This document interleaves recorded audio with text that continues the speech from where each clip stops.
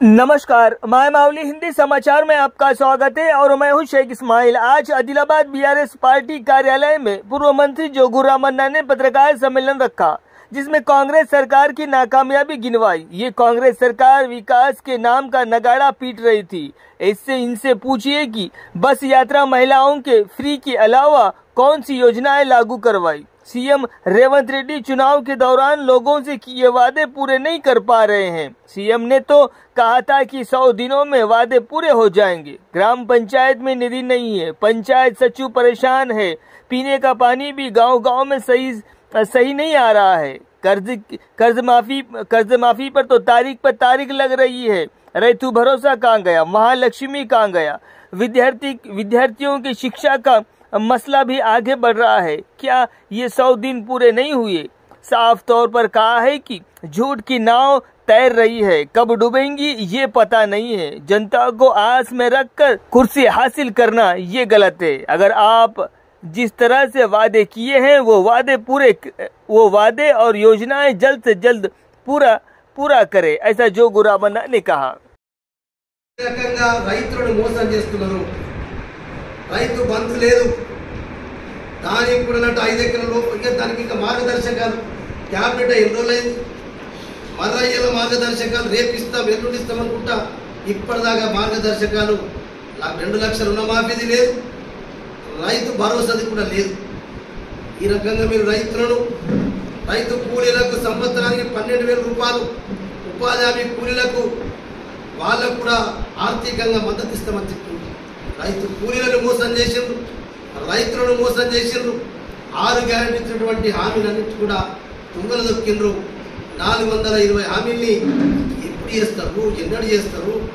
ఇప్పటికి నువ్వు 10 సార్లు తిరిగే పోతున్నావు. తుంగితే తగ్గితే ఢిల్లీ. ఆనాడే మా కేసీఆర్ గారు చెప్పాడు, కాంగ్రెస్ గెలిచినా బీజేపీ గెలిచినా ఈ రెండు ఢిల్లీకి ఎన్నే పరిపాలన చేస్తాయి, మనం గల్లీల పరిపాలన చేస్తాం. మనకు తెలంగాణ ప్రజలే బాసులు, మనకు సోనియాలో లేకుంటే మోదో అమిత్ షాలో మనకు బాసులు కాదు, మాకు తెలంగాణ ప్రజలే బాసులు అని చెప్పిండు. కానీ ప్రజలు పాపం మోసపోయిండ్రు. ఇప్పుడు అందరూ బాధపడుతున్నారు. అందుకొరకే మేము ఒకటే, ఈరోజు ఈ కాంగ్రెస్ పార్టీకి చిత్తశుద్ధి ఉంటే నేను చెప్పినట్టు ఒక 10-12 ఊళ్ళలో గ్రామ సభలు పెట్టండి. రైతు భరోసా ఎందరు మందికి భూమి లేనటువంటి రైతులకు వచ్చింది. లేకుంటే తెలంగాణ రాష్ట్రంలో 50 ఎకరాలు ఉన్నటువంటి రైతులు ఎందరున్నారు? పెట్టండి, నోటీస్ పెట్టి చెప్పండి జిల్లాల వారిగా. ఆదిలాబాద్ జిల్లాలో 50 ఎకరాల భూమి ఉన్నటువంటి రైతులు గిందరు, 100 ఎకరాలు ఉన్నటువంటి భూములు గిందరు. ఏదో బదనాం చేసి 100 ఎకరాల రైతు బంధు కరెక్టా మాట్లాడుతున్నారు. అసలు 100 ఎకరాలు ఉన్నటువంటి రైతులు ఆదిలాబాద్ జిల్లాలో తెలంగాణ రాష్ట్రంలో ఏదైనా బోర్డు ఏ జిల్లాకు ఆ జిల్లా పెట్టండి, చూపెట్టండి. అప్పుడు మేము కూడా నిజంగానే 100 ఎకరాలు చూపెట్టి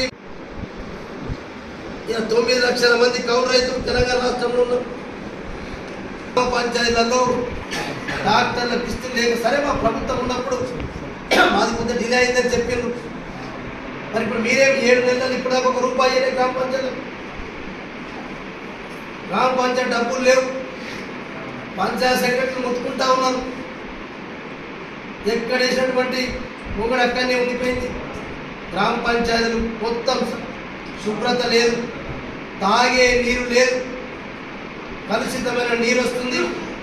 మేమిచ్చినటువంటి మిషన్ భగీరథ 5 ఏళ్ళు పనిచేస్తుంది. ఎట్లా మీరు వచ్చిన 6 నెలలలో ఎందుకు పనిచేయాలి చెప్పండి? మేము అన్నీ రెడీ చేసి ఆల్రెడీ 5 ఏళ్ళు నడిచిన నేను వెళ్దాం రండి ఇన్ఛార్జ్ మంత్రి గారితో.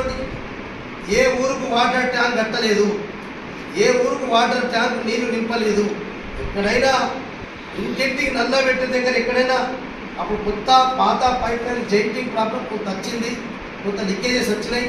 దాన్ని కూడా మేము రెక్టిఫై చేసినాం. కానీ వాటర్ ట్యాంక్ దగ్గర వాళ్ళు పెట్టి అక్కడ ఒకవేళ ఊళ్ళో నల్ల ద్వారా ఇంటింటికి నల్లియకపోతే ట్యాంక్ దగ్గర వాళ్ళు తీసుకొని లూజ్ చేసుకొని నీళ్లు పట్టించినాం. మళ్ళీ ఇలా బిందెలు పట్టుకొని నీళ్లకు కిలోమీటర్ల దూరం నడిచి తెచ్చుకునే కార్యక్రమం జరుగుతాం. మళ్ళా డయేరియా మలేరియా జ్వరాలు వస్తా ఉంది. ఏమైంది మీ డాక్టర్? చాలా మాట్లాడినప్పుడు ఇలా